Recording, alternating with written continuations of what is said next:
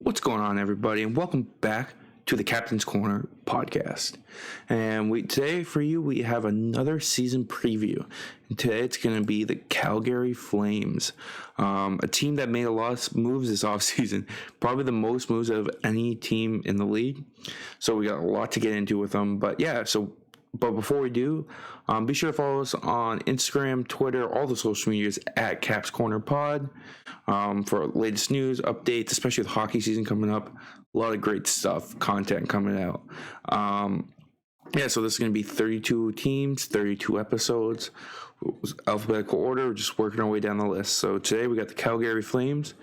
We'll talk about last season, arrivals, departures, projected lineup, what to expect, and more. So a lot of cool stuff. Talk about stats, salary cap. So yeah, I'm excited for that. But like I said, a team that's really done a lot. They made a ton of moves. They lost Gaudreau, they lost Kachuk, and so it's definitely interesting to say the least. But definitely a team that I thought would be worse, and they actually might have came out better. Maybe not better is the right term, but like stayed the same. I don't know. It's weird to me. I don't know. Like, I'm happy with the moves they made, but they got older in the process. You know what I mean? So I guess it's kind of interesting. But before we do that, let's break into some stats on last season and stuff like that. Obviously last year they went 50, 21, and 11. They finished first in the Pacific. So they made the playoffs. They lost in the second round to the Edmonton Oilers. And then the Oilers obviously went on to lose to Colorado. But leading the way was Johnny Johnny Gaudreau. 82 games played. He had 115 points. And that's why he ended up leaving and getting paid. That wasn't the only reason. The Calgary Flames were going to pay him more. He ended up just wanting a change up, it kind of seemed. So that's what that was. Johnny Gaudreau, 40 goals, 75 assists. Matthew Tkachuk, 82 games played, 42 goals, 62 assists, 104 points. He is now also gone. So they have two guys over 100 points gone. So that's kind of wild to me. Elias Lindholm, 42 goals, 40 assists for 82 points, another good, solid. And then they have major fall off here. Andrew Mangiapane, who also isn't. No, Mangiapane's still there, sorry. 55 points. Anderson, 50 points. Hanna, 48 points. Backlund, 39. Blake Coleman had 33. Dube, 32 points. Tanev, 28 points. Tyler Toffoli in 37 games had 23 points. Sean Monahan, who's no longer with the team, 23 points. Nikita Zadorov, 22 points. Milan Lucic, 21. So, yeah, kind of Brett Ritchie had 4 points in 41 games. So, definitely an interesting team here. Trying to look at some younger guys. Valimak, 9 games, 2 points. I'm trying to think of who else. Adam Ruzicka, who's still an RFA, 28 games played, 10 points. And then goalies, they only had 2 goalies played for them last year.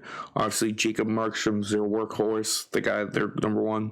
63 games played, 63 games started, 37 wins, 15 losses. 2.22 goals against average, and a 922 save percentage. Dan Villard played in 23 games, 19 started, 13 wins, 6 losses, 275 goals against, and a 906. So not bad for them. Obviously, they finished first in the Pacific, but they were knocked out by Edmonton in the playoffs. They had 111. Calgary finished with 111 points. Edmonton had 104. The Kings 99. Vegas 94. So that's kind of, that's their stats there. So for last season, but obviously there was a lot of change up this last season for them. And let's get into kind of what they had. So let's start at the start, shall we?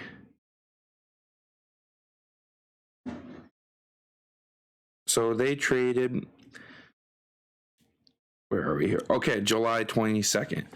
They traded Matthew Tkachuk and a 4th-round pick for Jonathan Huberdeau, Mackenzie Weegar, and Cole Schwind, and a 2025 first-round pick for the Florida Panthers. So Matthew Tkachuk was obviously, once Gaudreau left, he wanted out of Calgary. He didn't want to play for Calgary anymore. That's what he decided.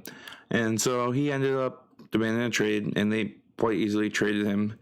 And then Florida signed him to a $9.5 million deal. And then the Flames signed Huberdeau. They got Weegar. So that was a good trade. They got a lot of good players for them. Like, Weegar's a great young defenseman who they plan on having in the line for a long time. Huberdeau, very similar, not similar player to Tkachuk, but could play like Tkachuk. So that's a guy that will be big for them. And then they signed Kadri. So obviously they had to compensate for that. So they traded Sean Monahan to the Calgary Flames, and they gave up a 1st-round pick for that, which is kind of steep. They got nothing in return and traded away Mangiapane. So that's crazy to me. But yeah, let's break into salaries. Let's actually do projected lineup first. So let's break into projected lineups. So obviously, Huberdeau they got on the first line. Right now they have Elias Lindholm first line and Tyler Toffoli first line. Second line is Coleman, Kadri, Mangiapane. Then Peltar, Backlund, Dubé. Then they got Lucci, Rooney, and Lewis. Obviously, Kadri could jump to that first line. Lindholm second. Maybe Kadri goes up on the wing. Toffoli bumps down. Bunch of different options here. Do they really want Blake Coleman as a second line guy? Who knows? Definitely an interesting lineup. Looking at the defense, they got Noah Hanifin, Rasmus Anderson, Mackenzie Weegar. Obviously, will get big time minutes for this team. Chris Tanev, Nikita Zadorov, and Oliver Kylington. And then the goalies remain the same with Markstrom and Vladar. Oh my goodness, I can't speak right now. But yeah, so obviously lose Johnny Gaudreau. So much drama around that this offseason. They lose Tkachuk. So much drama around that. They're like, oh my goodness, this team is done for. Then there's no way they can play. And I think there's going to be a little fall off here. Huberdeau put up 100 points, but you lost 200 point scores. That's going to hurt your roster. But they're kind of in a win now. It seems like this GM's not playing the risk of let's try to rebuild. He probably thinks his job's on the line and knows he has to perform now with this group. So that's what I think this is going. But yeah, so let's look at cap. They have $2 million and just a little over $2 million projected cap space. Draft picks, obviously, they lose their one next year. They're getting Florida's, a whole bunch of things. So they're not really, they don't have tons. They have picks, but they don't really have tons of picks. They're in win now mode. They signed Nazem Kadri to what was it, 7-year deal at $7 million. I don't know about that one. Kadri's 31 years old. Yes, he had a great season last year. I just think he's going to be 38 by the time his contract's going to expire. Is he going to live up to that contract? Maybe he has one more good year. 2, 3, possibly, but hard to see. I don't know. They signed Huberdeau to 10.5. So they basically gave Tkachuk or Gaudreau's money to Huberdeau. I basically see this as, so they have him locked up for 9 years. It'll be 38. Basically, they're just saying they didn't want to lose this guy. They needed to keep him. He obviously was a big part of the trade, and so that's what kind of happened there. Mangiapane has 3 years left at 5.8. Backlund 2 years at 5.3. Lucic has 1 year at 5.2. Bet you they can't wait to get that contract off the books. Blake Coleman, 5 years left at 4.9. Lindholm, 2 years at 4.8. Toffoli, 2 years at 4.2. Rooney, 2 years at 1.3. Pelotar, entry-level deal. So 2 years left at entry level. And if now defenseman, sorry. Noah Hanif has 2 years left at 4.9. Rasmus Anderson, 4 years at 4.5. Christopher Tanev, 2 years at 4.5. Zadorov, 2 years at 3.7. Uyghur has 1 year at 3.2.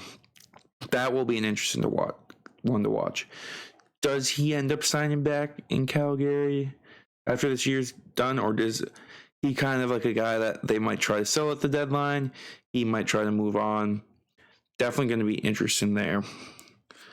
And then goaltender wise, Markstrom's locked up for 4 more years at $6 million, and Vladar is going to have 1 year left at $750. But he is a guy that obviously he's going to be an RFA, so he could. They'll have his rights, so they'll probably re-sign him. So we talk about cap space. Their Stanley Cup odds are plus 1,600, which is kind of fair, I think. I think they're still going to be a veteran team that's going to have a great chance at winning a cup or making a playoff run. They're a team I could see as definitely being buyers at the deadline. They're going to need help, obviously cap help. They're a little strapped right now. And it's like they have obviously a couple of big ticket guys, but they just signed those guys. So they're not going to trade those guys. So it's going to be a little tough. Like they could maybe try to move Lucic out because he's on his last year of his deal. That would clear up some cap space. Obviously, they need some cap help. But I think they're going to be a team that if they're making a playoff, if they're in the playoffs, which I picture they should be, they're going to need to be buyers at the deadline and maybe beefing up that forward depth a little bit, maybe pick up another defenseman. So definitely going to be interesting. I don't know. Do they name a captain this year? Not really sure. I thought maybe Matthew Tkachuk would be the next captain. Obviously, that's not going to be the case as he's gone. Maybe Huberdeau steps up, guys like that. Coleman, maybe assistant. Oh, I don't know. It'll be interesting to see if they do name captain. If I had to bet on it, I'd probably say no for this season. They're just going to roll with a couple assistants again. But definitely a team to watch. I don't know. It's really interesting to me. Like this seems kind of. They definitely have the most interesting offseason. Obviously, they're signings, losing guys, and so kind of to see what happens with them if they come out slow. I could see the general manager and coach being maybe not Daryl Sutter, but maybe the general manager being on the chopping block. But I do picture them being a playoff team. I think Edmonton finishes ahead of them. I love what Edmonton did this offseason. I think they'll have a better season. Vegas, if they can stay healthy, I think they're a team that will finish ahead of Calgary. But I picture Calgary being ahead of the Kings, being ahead of teams like that. So definitely going to be interesting. But let me know what you guys think what's going to happen with the Flames this year. You think they're a playoff team? Do you think these moves they had were good? I personally do for the cards they were dealt. Obviously, they weren't keeping those 2 players, so they were able to replenish their roster while moving one of them. So, and then the other just going to free agency. So they're definitely in win now mode. Definitely a team to watch out for this season to see what kind of moves they make, what they acquire at the deadline, and to see how far they can go in the playoffs. But yeah, that's all I got for this episode, guys, of the Captain's Corner. Be sure to subscribe, follow us on everything so you know when the next preview is out. And let me know who your team is, like what you want to see in their preview down in the comments. But thank you guys so much for listening, and we'll catch you in the next preview. Peace, guys.